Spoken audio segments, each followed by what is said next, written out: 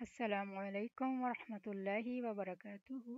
الحمد للہ، یہ ہمارا 11ویں پارے کا سیکنڈ لیکچر ہے اور اس میں انشاءاللہ سورہ التوبہ کمپلیٹ ہو جائے گی۔ ہم شروع کرتے ہیں۔ نحمدہ ونصلی علی رسولہ الکریم، اما بعد فاعوذ باللہ من الشیطان الرجیم، بسم اللہ الرحمن الرحیم۔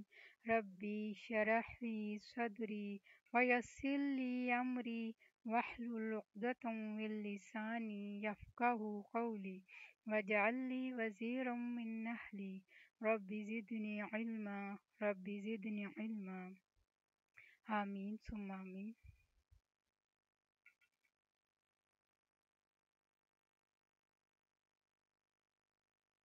ذرا سوچو، کیا وہ شخص بہتر ہے جس نے اپنی عمارت کی بنیاد اللہ کے خوف اور اس کی رضا پر رکھی ہو؟ یعنی دین کے لیے کوئی بلڈنگ بنا رہا ہے، مسجد بنا رہا ہے، کوئی دینی ادارہ بنا رہا ہے، اور اس کے اندر دو چیزیں ہیں کہ اس تعمیر میں اللہ کا خوف بھی ہے اور اللہ کی رضا حاصل کرنے کا شوق بھی ہے کہ اس کی وجہ سے اللہ تعالیٰ مجھ سے راضی ہو جائے۔ یا وہ شخص بہتر ہے جس نے اپنی عمارت کی بنیاد ایک کھوکھلے گڑھے کے کنارے پر رکھی ہو جو اس کو بھی لے کر جہنم کی آگ میں جا گرے۔ اشارہ ہے مسجد ضرار کی طرف کہ جس کے نیچے نیت کا اخلاص نہیں تھا۔ ایسے ظالم لوگوں کو اللہ کبھی سیدھی راہ نہیں دکھاتا۔ تو یاد رکھیے کہ چاہے آپ ایک فزیکل عمارت بنائیں یا کسی نیکی کے کام کو بلڈ کریں، تو اس کے نیچے جب تک اخلاص کی بنیاد نہیں ہوگی اس وقت تک جنت کا حصول ممکن نہیں۔ اگر اس کے نیچے دھوکہ اور فریب ہے تو پھر وہ عمارت گرے گی اور انسان کو جہنم میں لے جائے گی۔ یعنی وہ بظاہر بڑا سا نیکی کا کام بھی جنت میں لے جانے والا نہیں اگر اللہ کے لیے نہیں کیا جا رہا۔ تو نیکی چھوٹی بھی بڑا فائدہ دے جاتی ہے۔ آدھی کھجور کا صدقہ بھی انسان کو جہنم کی آگ سے بچاتا ہے اگر وہ اللہ کے لیے کیا گیا ہو۔ اور بڑے سے بڑے کارنامے بھی، چاہے وہ قرآن کی تلاوت ہو یا پڑھنا پڑھانا ہو یا شہادت کی موت ہو یا اسی طرح بہت زیادہ سخاوت کرنا ہو، اگر وہ اللہ کی رضا کے لیے نہیں تو یہی اعمال سب سے پہلے جہنم میں لے جانے والے۔ دکھاوے کی نیکیاں جنت میں نہیں لے جائیں گی، جہنم میں لے جانے والی ہیں۔ تو اس لیے انسان کو سب سے زیادہ فکر اپنے اخلاص کی، اپنی نیت کی ہونی چاہیے، اور وہ اس وقت زیادہ پتہ چلتی ہے جب نیکی کا کام کر کے آپ کو کہیں سے کوئی تنقید سننی پڑتی ہے تو آپ کتنے اپسٹ ہوتے ہیں یا پھر کتنے راحت میں ہوتے ہیں کہ میں نے اللہ کے لیے کیا، اللہ نے دیکھ لیا، وہ قبول کر لے گا، اس لیے مجھے کسی کی باتوں کی کوئی پرواہ ہونی نہیں چاہیے۔ کیونکہ بعض اوقات آپ جب نیکی کے بہت کاموں میں آگے ہوتے ہیں نا تو لوگ باتیں بھی بنانے لگتے ہیں، وہ کہتے ہیں یہ اس کو بڑا اپنی پروجیکشن کا شوق ہے، حالانکہ ایسا نہیں ہوتا۔ تو پھر آپ سوچتے ہیں اچھا میں اب نہیں کروں گی، نہیں، یہی تو آپ کے ٹیسٹ ہوا تھا کہ آپ پھر بھی نیکی کریں گے یا نہیں۔ کیا صرف لوگوں کی تعریف کی وجہ سے نیکی کریں گے یا ان کی تنقید کے باوجود بھی نیکی کے کام نہیں چھوڑیں گے؟ تو یاد رکھیے کوئی کچھ بھی کرے، جو ٹھان لی ہے وہ ٹھان لی ہے، وہ کرنا ہی کرنا ہے، چاہے نتیجہ دنیا میں اس کا کچھ بھی سامنے آتا ہے، کیونکہ اللہ کی رضا کے لیے انسان آزمایا جاتا ہے۔ اس سے خود بھی انسان کو پتہ چلتا ہے کہ میں بھلا یہ کام کیوں کر رہا تھا، ورنہ انسان کی بعض اوقات ملی جلی سی نیت ہوتی، اتنی خالص نہیں ہوتی، لیکن پھر اس سے کیا ہوتا ہے پتہ چل جاتا ہے۔ جب امتحان آتا ہے، آزمائش آتی ہے، تو انسان کو اپنی ورتھ بھی پتہ چل جاتی ہے کہ میرے اندر کتنی ثابت قدمی ہے۔ پھر فرمایا ان اللہ اشترى من المؤمنین انفسهم واموالهم بان لهم الجنہ یقاتلون فی سبیل اللہ فیقتلون ویقتلون وعدا علیہ حقا فی التوراۃ والانجیل والقرآن ومن اوفی بعہدہ من اللہ فاستبشروا ببیعکم الذی بایعتم بہ وذلک ھو الفوز العظیم۔ اللہ تعالیٰ نے مومنوں سے ان کی جانیں اور ان کے مال جنت کے بدلے خرید لیے ہیں۔ وہ اللہ کی راہ میں لڑتے ہیں، مارتے بھی ہیں اور مرتے بھی ہیں۔ تورات، انجیل اور قرآن سب کتابوں میں اللہ کے ذمے یہ پختہ وعدہ ہے۔ اللہ سے بڑھ کر اپنے وعدے کو وفا کرنے والا کون ہے؟ لہٰذا اے مسلمانوں، تم نے جو سودا کیا اس پر خوشیاں مناؤ، اور یہی بہت بڑی کامیابی ہے۔ سوچئے خریدار کون ہے آپ کی جان کا، آپ کے مال کا؟ لینے والا کون ہے؟ کون ہے؟ اللہ۔ اللہ خریدنا چاہتا ہے آپ سے آپ کے جان اور مال، کیا آپ اس کی راہ میں دے دیں؟ اور یہ معاہدہ کہاں لکھا ہوا ہے؟ 3 کتابوں میں، تورات، انجیل اور قرآن، سب میں، دنیا کی سب سے بہترین کتابوں میں یہ بات لکھی ہوئی ہے، سب سے سچی کتابوں میں۔ کس کے ذریعے یہ معاہدہ کروایا جا رہا ہے؟ رسول اللہ صلی اللہ علیہ وسلم کے ذریعے. اور معاوضہ کیا ہے؟ جنت. خریدار بھی بہترین، معاوضہ بھی بہترین، جہاں معاہدہ لکھا ہوا وہ بھی بہترین، جس کے ذریعے کانٹریکٹ کرایا جا رہا ہے وہ بھی بہترین. یہ ساری چیزیں انتہائی سچی اور انتہائی اوتھینٹک. کوئی شک ہے پھر بھی کہ ہم اپنا وقت، اپنی جان، اپنی صلاحیت، اپنی ذہانت، اپنا مال اللہ کے راستے میں نہ لگائیں خالصتاً اللہ کے لیے؟ کیونکہ اس کا بدلہ اللہ نے جنت لکھا، اور یہ اللہ کا سودا انتہائی قیمتی سودا ہے.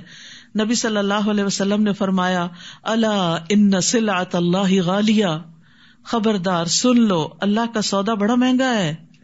سن لو بے شک الا ان سلعۃ اللہ الجنہ، بے شک اللہ کا سودا جنت ہے. تم سے جان اور مال لیتا ہے اور بدلے میں جنت دیتا ہے. لیکن یاد رکھیے جنت ہمارے اعمال کا صلہ نہیں ہو سکتی، ہمارے اعمال پھر بھی تھوڑے.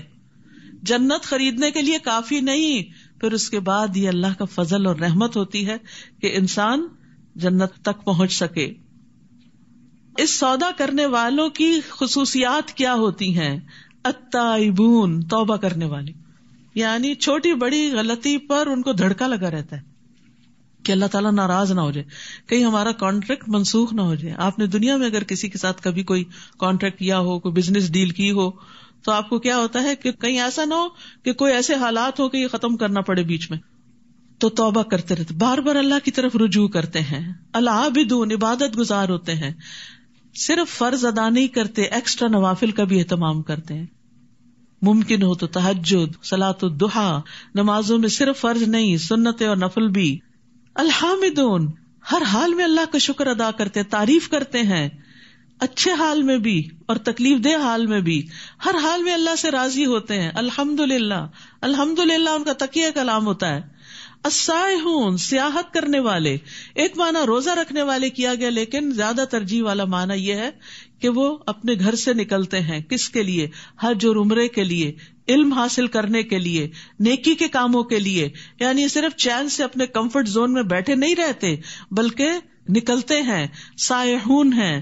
الراکعون، رکوع کرنے والے ہیں، یعنی ہمبل ہیں اور نمازوں میں بھی رکوع کرنے والے.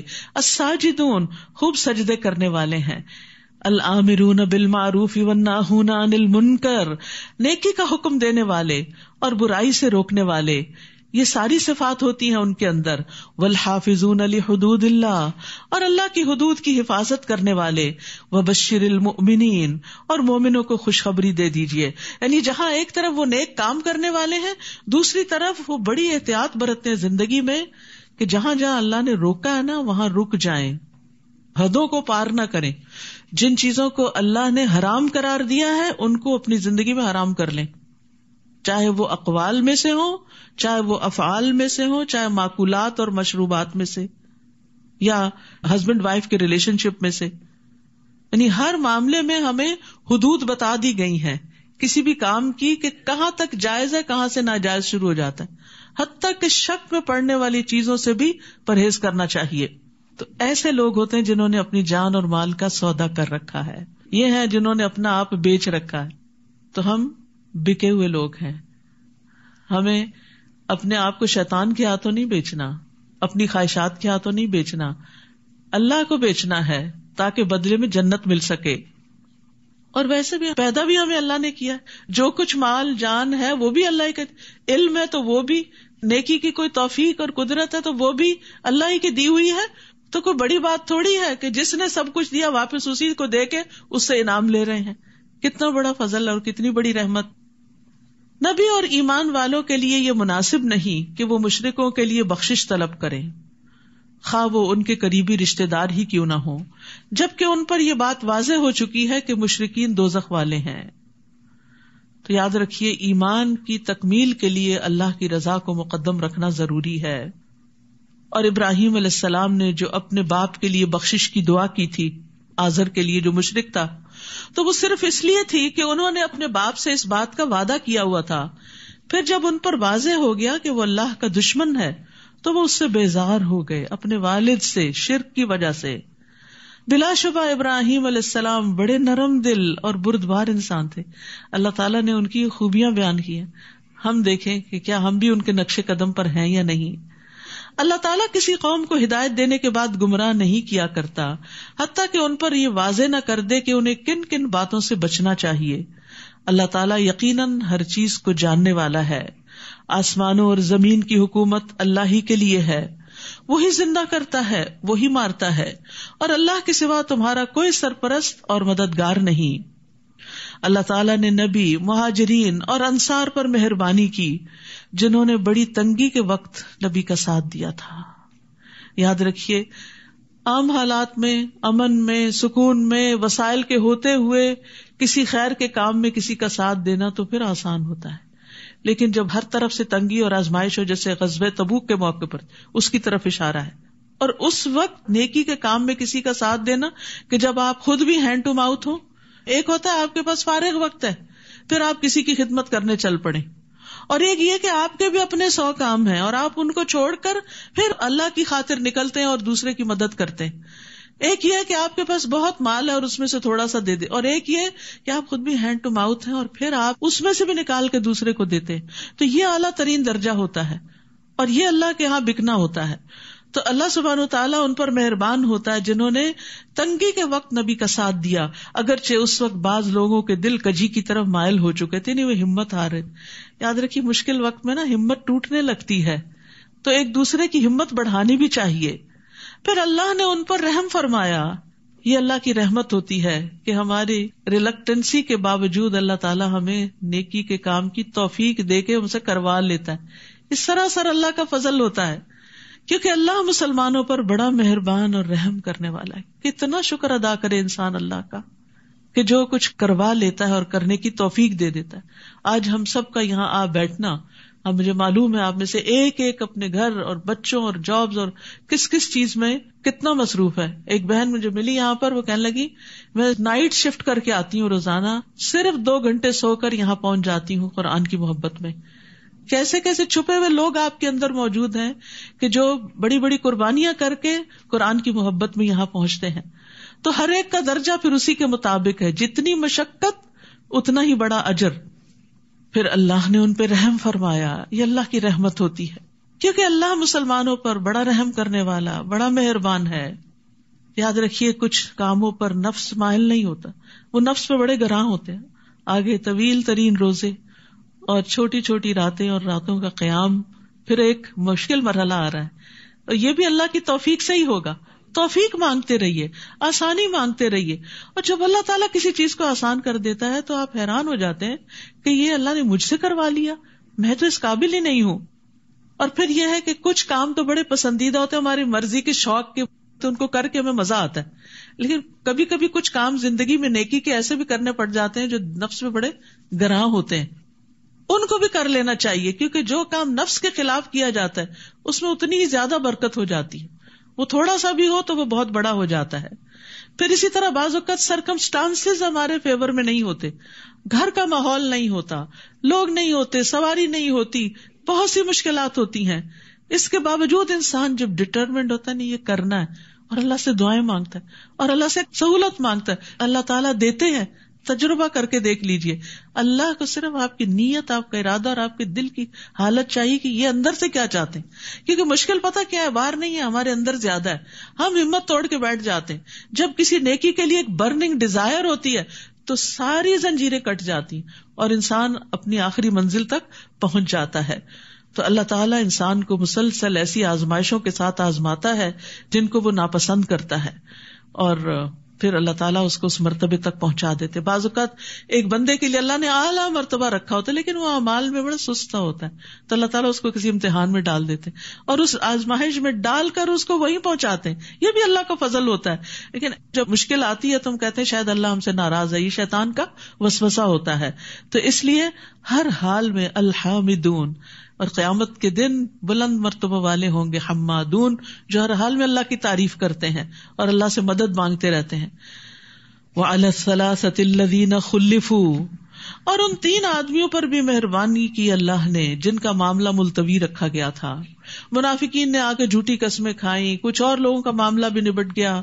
اب 3 لوگ ایسے مدینہ میں رہ گئے کہ جنہوں نے بس صرف سستی کے مارے, اچھا کل نکلتے ہیں پرسوں نکلتے ہیں, اور پھر فوج بہت آگے نکل گئی اور وہ پیچھے کے پیچھے ہی رہ گئے. اور پیچھے رہ کر بھی ان کو بڑی تکلیف ہوتی تھی. نبی صلی اللہ علیہ وسلم جب واپس آئے تو منافقین تو جھوٹے عذر کر کے اپنا معاملہ صاف کر کے چل دیے, لیکن یہ 3 سچے لوگ تھے, انہوں نے جھوٹ نہیں بولا, لیکن ان پہ وقتی طور پہ بڑی سخت آزمائش آئی. 40 دن تک سب نے ان سے سوشل بائیکاٹ کر دیا.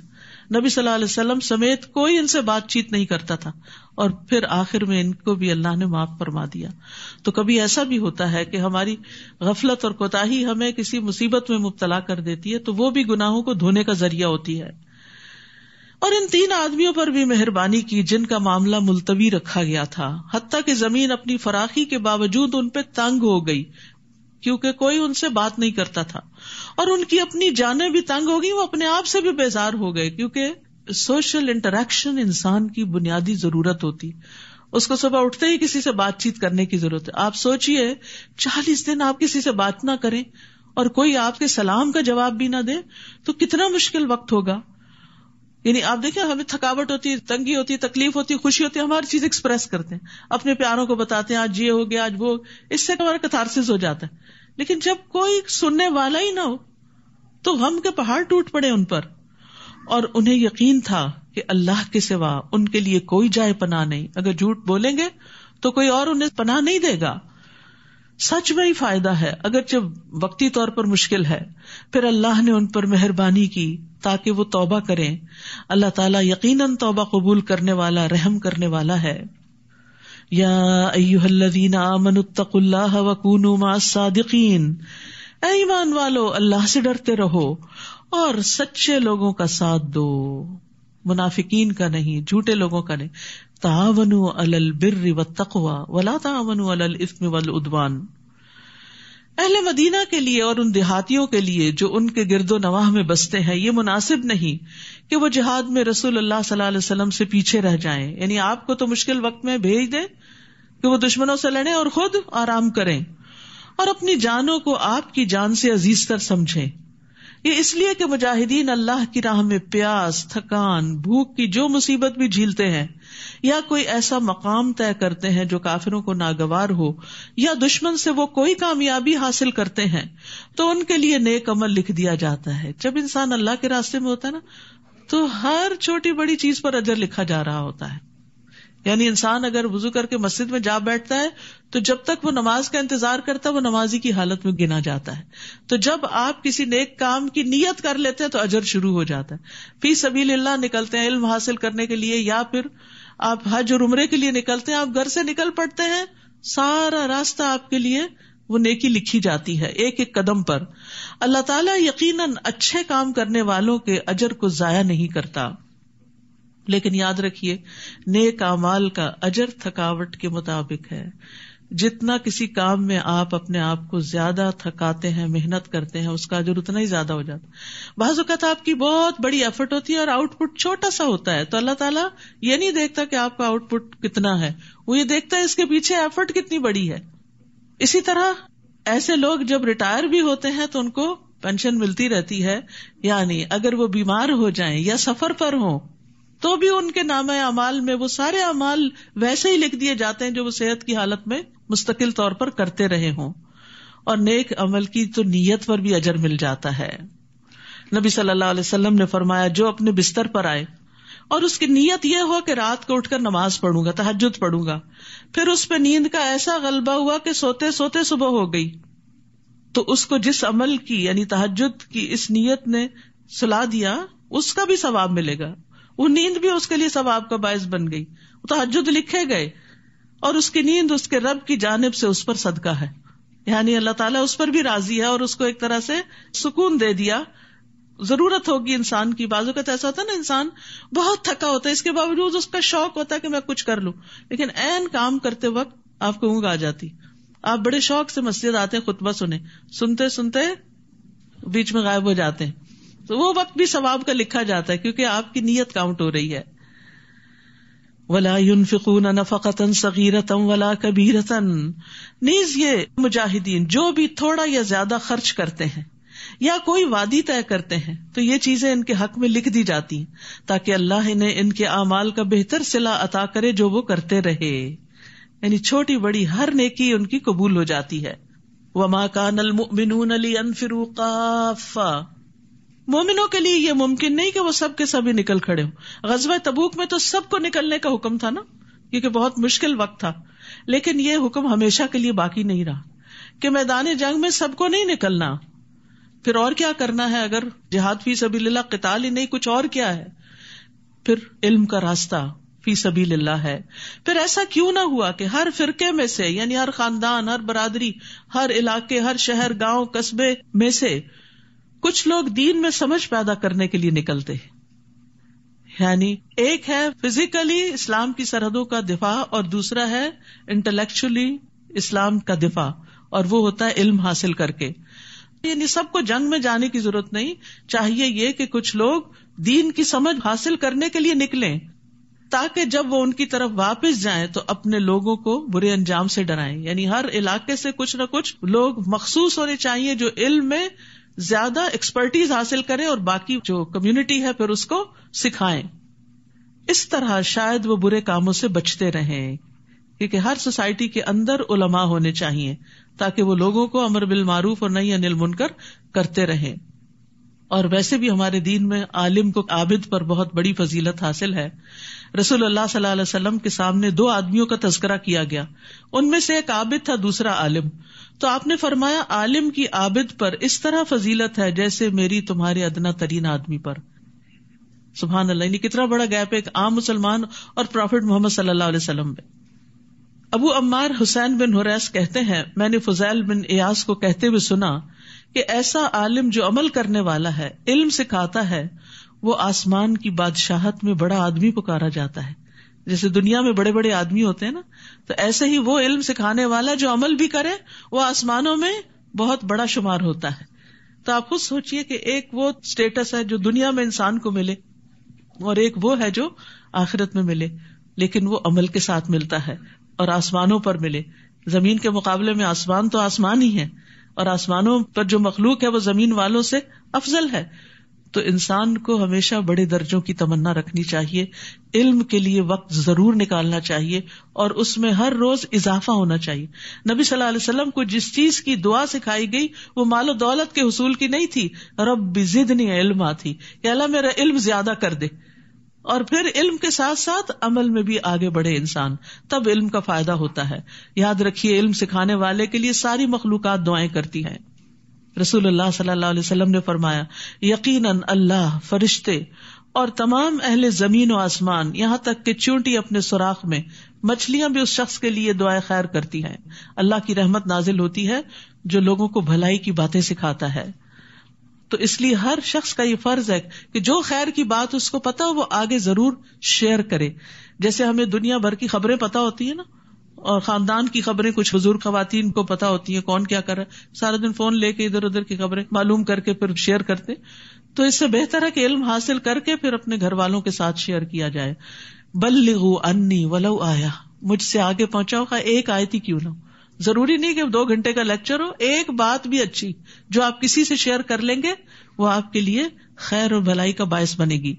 رسول اللہ صلی اللہ علیہ وسلم نے فرمایا وہ شخص جو علم حاصل کرے پھر اسے بیان نہ کرے، یعنی کسی کو نہ بتائے، اس کی مثال اس شخص کی ہے جو خزانہ جمع کرتا رہے پھر اس میں سے خرچ کچھ نہ کرے.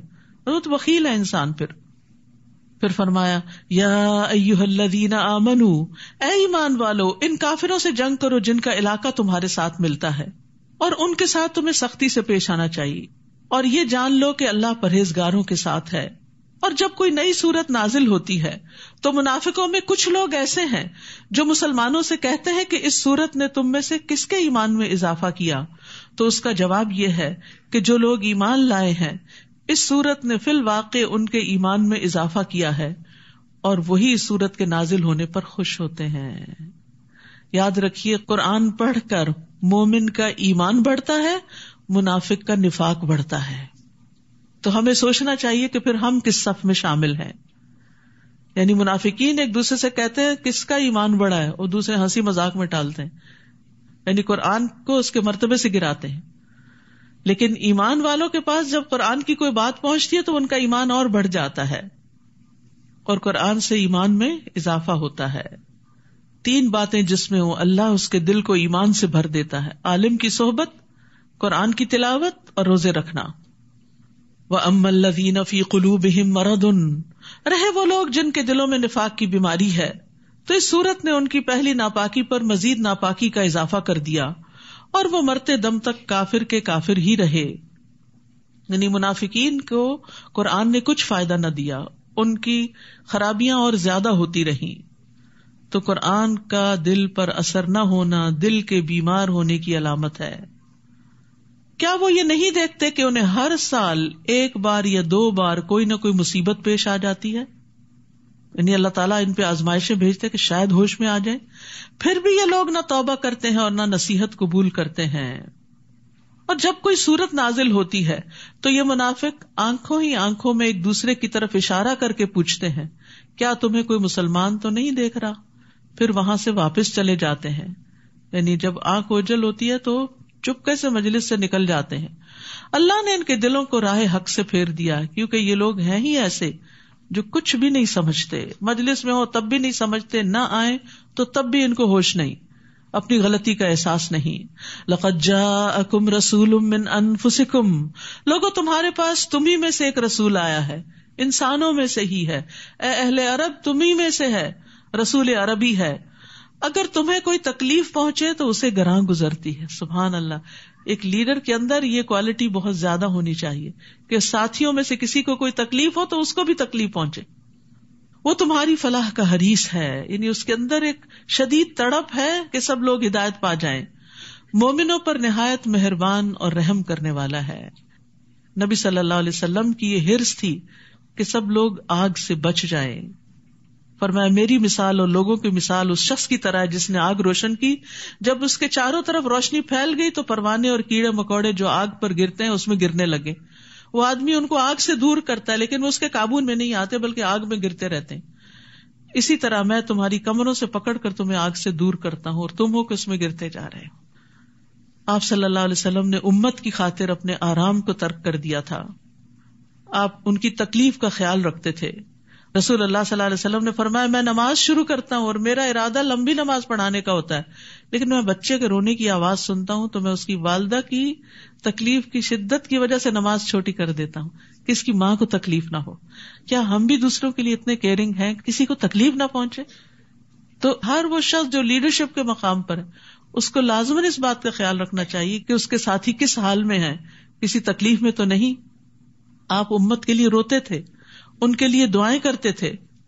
فَإِن تَوَلَّوْا، پھر اگر لوگ اعراض برتے ہیں تو ان سے کہہ دیجئے فَقُلْ حَسْبِيَ اللَّهُ لَا إِلَٰهَ إِلَّا هُوَ عَلَيْهِ تَوَكَّلْتُ وَهُوَ رَبُّ الْعَرْشِ الْعَظِيمِ، کہ مجھے میرا اللہ کافی ہے جس کے سوا کوئی الہ نہیں، میں اسی پر بھروسہ کرتا ہوں اور وہ عرش عظیم کا مالک ہے. تو یہ کلمہ بڑا اہم کلمہ ہے، پریشانیوں میں کفایت کرنے والا ہے. سنن نبی داؤد کی روایت میں آتا ہے جس نے صبح و شام 7 بار یہ پڑھا اللہ اس کی پریشانیوں میں اس کی کفایت کرے گا. اور اگر کوئی آپ پر الزام لگائے یا تکلیف دے جس کا آپ کے پاس جواب نہ ہو تو بھی حسبی اللہ و نعم الوکیل پڑھے.